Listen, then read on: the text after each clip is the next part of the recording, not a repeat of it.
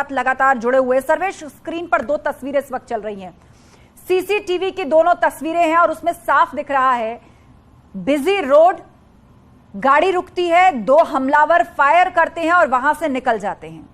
उमेश पाल जिनकी मौत हो चुकी है इलाज के दौरान, लेकिन गनर अभी जीवित हैं, ये जानकारी पुलिस कमिश्नर ने थोड़ी देर पहले दी है और उन्होंने ये भी कहा है कि गोलियां भी चली हैं और एक बम का भी इस्तेमाल हुआ है, देसी बम की तरह लग रहा है। हालांकि एक्सप्लोजिव कैसा था यह भी पता लगाए जाने की जरूरत है। अपने आप में सिस्टम के लिए अलार्म है ये घटना।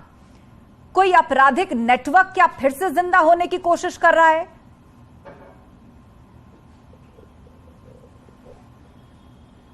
जी निश्चित तौर पर ये जिस तरह से बमबाजी की घटना हुई है और उसके बाद ताबड़तोड़ फायरिंग हुई है, तो एक तरह से बमबाजी को कहें तो वो दहशत फैलाने की कोशिश थी। और जिस तरह से पुलिस कमिश्नर ने कहा है कि छोटे वेपन का प्रयोग किया गया है, जिससे कि राजूपाल हत्याकांड के जो चश्मदीद गवाह थे उमेश पाल जिनकी हत्या की गई है, तो वो एक छोटा वेपन था, कोई ऐसा वेपन हो सकता है। और जब वो कोर्ट से अपने घर पहुंचे हैं तो घर के बाहर ही लगभग उनकी हत्या हुई। और ये सीसीटीवी कैमरे में साफ तौर पर दिख रहा है कि किस तरह से बेखौफ बदमाशों ने इस वारदात को अंजाम दिया है। ऐसी घटनाएं पहले तो हुआ करती थी, लेकिन 2017 के बाद जिस तरह से माफियाओं और अपराधियों के खिलाफ और संगठित अपराध पर खासतौर पर जो कार्रवाई की गई थी, उसके बाद से ऐसी घटना देखने को नहीं आई थी। और जैसा कि अभी हमारे पैनल में भी तमाम लोग थे और उन्होंने कहा कि लंबे समय बाद विकास दुबे के कानपुर की जो घटना हुई थी, उसके बाद ये घटना इस तरह की एक बड़ी घटना देखने को प्रदेश में मिली है। तो निश्चित तौर पर जो आपकी आशंका है वो कहीं न कहीं सही है कि आखिर इस नेक्सस को कौन चला रहा था, इसके पीछे कौन था और कहां से लोग आए थे, कौन थे हमलावर और इसके पीछे कौन सी ताकतें लगी हुई हैं, क्या कोई? जी हाँ, बिल्कुल। और ये जो ताकतें हैं ये कोई आज या कल से नहीं लगी हुई, क्योंकि इस तरह दिन दहाड़े किसी आपराधिक घटना को एक बिजी सड़क पर एक ऐसे केस से जुड़े हुए जिसमें कई बड़े लोगों के, कई बाहुबलियों के नाम सामने हैं, उसको अंजाम देने के लिए उतना ही बड़ा हौसला चाहिए, उतनी ही बड़ी हिमाकत चाहिए और उतनी ही बड़ी रेकी भी चाहिए। आइए फिर से आपको दिखाते हैं, ये एक सीसीटीवी है जिससे हम आपको ये पूरी तस्वीर दिखाने की कोशिश कर रहे हैं कि हुआ क्या था।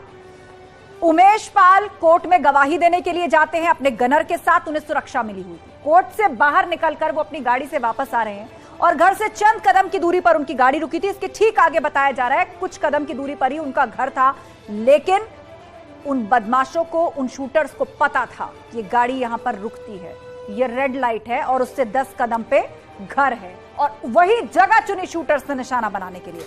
ये दूसरा सीसीटीवी आप देखिए किस तरह दोनों भागे हैं। सफेद कैप एक ने लगाई हुई है, ब्लैक टी शर्ट एक ने पहनी हुई है, आसपास लोगों से टकरा रहे हैं लेकिन भाग रहे हैं। ये सफेद कैप में जो आपको शख्स दिख रहा है वो शूट करके भागा है अभी यहां से। एक बदहवासी में दूसरे शख्स है, वो देख रहे हैं यहां पर कि ये हुआ क्या। गाड़ी रुकी, दोनों गेट खुले, आगे से गनर उतरा, पीछे से उमेश पाल खुद उतरे और साइड से एंट्री होती है सफेद कैप वाले शख्स की जिसके हाथ में बंदूक है। और देखिए घर है उमेश पाल का। दूसरा सीसीटीवी है जहां से भागता हुआ, तीसरा सीसीटीवी है जहां से भागता हुआ ये बदमाश आपको नजर आ रहा है। घर के साइड से ही बस कुछ कदम की दूरी पर उनका घर था, उसके बाहर ही वो गाड़ी रुकी हुई थी रेड लाइट के पास और वहीं पर उनको निशाना बनाया गया। घर वालों को समझ नहीं आया कि आखिर ये हुआ क्या।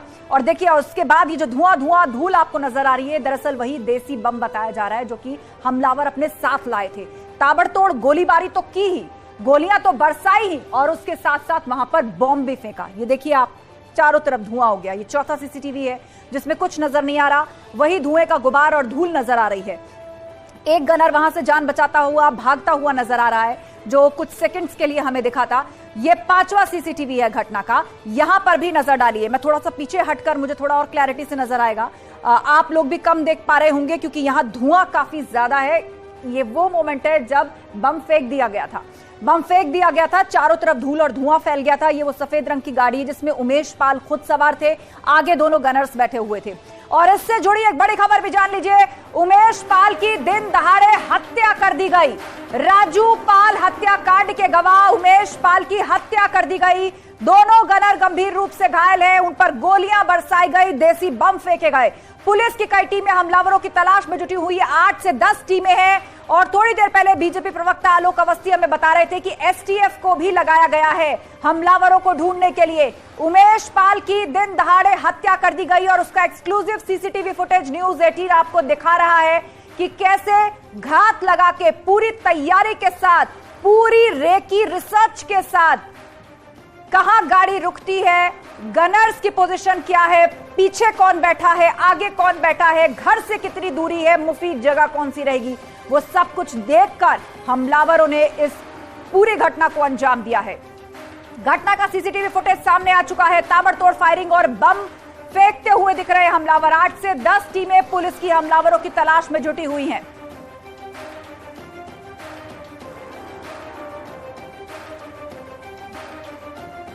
और हमारे रिपोर्टर इस वक्त धारा सिंह हमारे साथ जुड़ चुके हैं, हमारे साथ सर्वेश दुबे भी जुड़ चुके हैं। हमारे दोनों ही रिपोर्टर इस बड़ी खबर पर नजर बनाए हुए हैं। रुक करते हैं हम धारा सिंह का। धारा सिंह, आप कहां पे? मुझे लग रहा है लोकेशन देख के तारों का जंजाल जो आपके पीछे नजर आ रहा है, क्या आप तकरीबन उसी जगह के आसपास हैं जहां पर यह पूरा हमला हुआ था?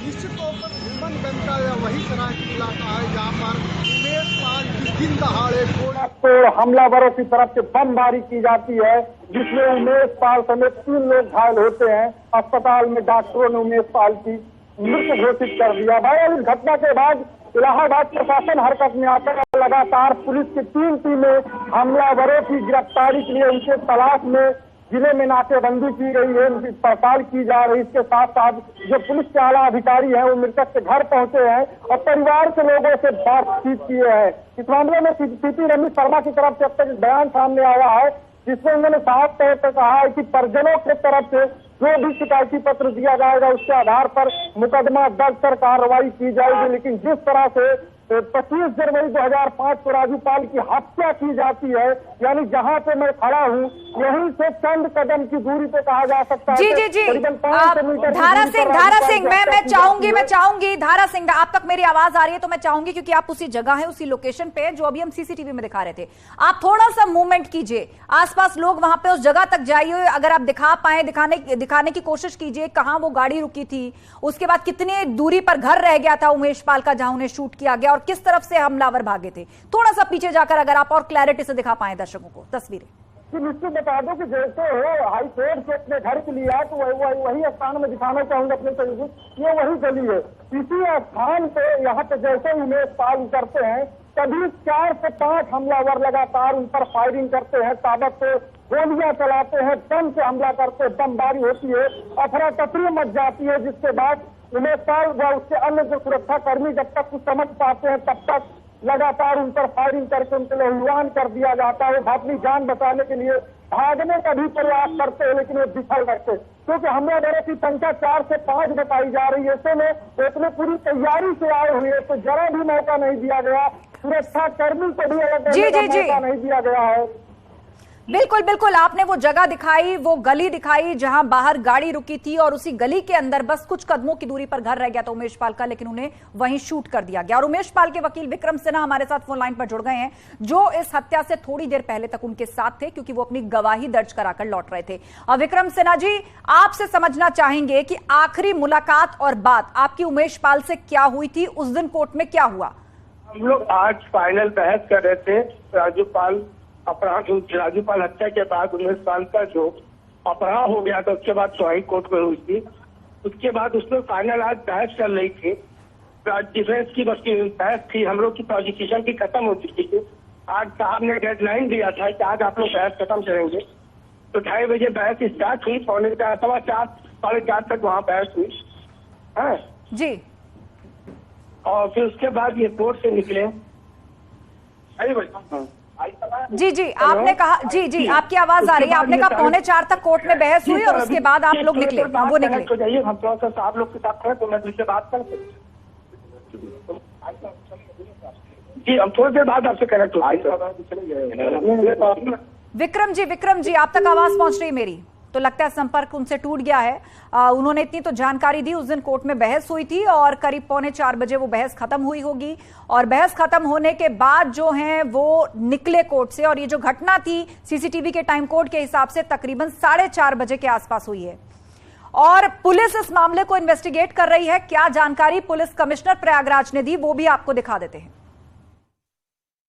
सूचना प्राप्त हुई थी कि मिस्टर उमेश पाल जी हैं जो कुछ केसेस की पैरवी कर रहे हैं, उनके ऊपर हमला हुआ। उनकी सुरक्षा के लिए उनको 2 गनर दिए गए थे, उनकी सुरक्षा के लिए। वो गनर भी उनके साथ में थे और गनर्स भी क्रिटिकली इंजर्ड हुए हैं। अभी उमेश पाल की डेथ हुई है और जो गनर है उनके साथ में, उनमें से एक अभी क्रिटिकल कंडीशन में है, वेंटिलेटर पे है, उसको रिवाइव करने का प्रयास कर रहे हैं। दूसरे जो गनर हैं वो भी इंजर्ड हुए हैं क्रिटिकल में, उनको ऑपरेशन थिएटर में इस समय उनका ऑपरेशन किया जा रहा है। जो सुरक्षा के लिए गनर्स थे वो उन्हें बचाने का प्रयास कर रहे थे, जिसके अंतर्गत उनको चोट लगी है। घटना इनके जस्ट घर के बाहर हुई है। परिवारीजन अभी अपना लिख के तहरीर देने जा रहे हैं और परिवारीजन की तहरीर प्राप्त होने के उपरांत जो है वो इसमें विधिक कार्रवाई और की जाएगी। इसमें 8 से 10 टीमें लगा दी गई हैं और वो टीम्स अलग अलग जगह गई हुई हैं, क्योंकि परिवार अभी यहाँ पे था तो इसलिए घर में ताला पड़ा हुआ था, तो ताले खोलते हुए उनकी फुटेज लेके उसको एनालाइज कर रहे हैं कि एग्जैक्ट कितनी संख्या में लोग सम्मिलित थे और उस फुटेज के बारे में और आगे फर्दर कार्रवाई करने के लिए टीम्स अलग अलग स्थानों पे गई हुई हैं। ये घटना कहाँ हुई, उनके घर के अंदर या बाहर? सुलेम सराय में उनके घर के जस्ट बाहर हुई है। इनिशियली शायद उसमें कोई घर में गया होगा, फुटेज देखने के बाद एग्जैक्टली और क्लियर करेंगे कि क्या इस्तेमाल हुआ और कितने कोई लोग थे? स्मॉल वेपन है, छोटा वेपन एक इस्तेमाल हुआ है और 2 बम्स हैं जिनके बारे में अभी इनिशियल इन्फॉर्मेशन। और सीधे अब आपको लिए चलते हमारे सहयोगी धारा सिंह उस स्पॉट पर इस वक्त मौजूद हैं जहां पर यह पूरा हत्याकांड हुआ था। धारा सिंह, आपसे समझना चाहेंगे कि पुलिस कमिश्नर प्रयागराज ने जानकारी दी है कि जल्द ही हत्यारों को पकड़ने का काम खत्म कर लिया जाएगा। अभी तक क्या सबूत मिले हैं पुलिस के हाथों? सीसीटीवी में तो चेहरे साफ नजर नहीं आ रहे। क्या परिवार वालों से बात हुई है? अपनी हत्या की आशंका जताई थी उमेश पाल ने। कोर्ट में आखिर क्या कुछ लोगों से उन्होंने जिक्र किया था? हाल ही में कुछ ऐसी परिस्थिति या कुछ ऐसे फोन क्या उन्हें आ रहे थे? कोई जानकारी अभी तक मिली है पुलिस को?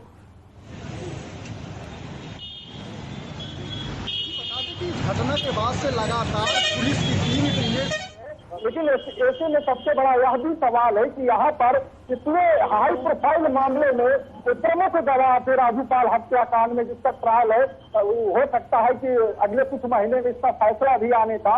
ऐसे में लगातार उनके तरफ से कहीं ना कहीं हत्या की आशंका पहले भी जाहिर की गई, जिससे पूर्व में भी उनका अपहरण किया गया था। उन्हें सुरक्षा के तौर पर 2 गार्ड को मुहैया कराए गए, लेकिन जिस तरह से ये हाई प्रोफाइल कांड के प्रमुख गवाह थे, कहीं न कहीं सुरक्षा एजेंसियों पे भी तमाम सवाल खड़े होते हैं। पुलिस के तमाम एजेंसियां, जी बिल्कुल धारा सिंह, कई तरह के सवाल खड़े हो रहे हैं और हमारे साथ सर्वेश दुबे भी हैं, वो भी इस केस पर नजर बनाए हुए हैं। सर्वेश, 10 टीमें पुलिस की ढूंढ रही हैं हमलावरों को, पुलिस कमिश्नर प्रयागराज भी बता रहे थे। क्या एसटीएफ को भी इस मामले की जांच में लगाया गया है?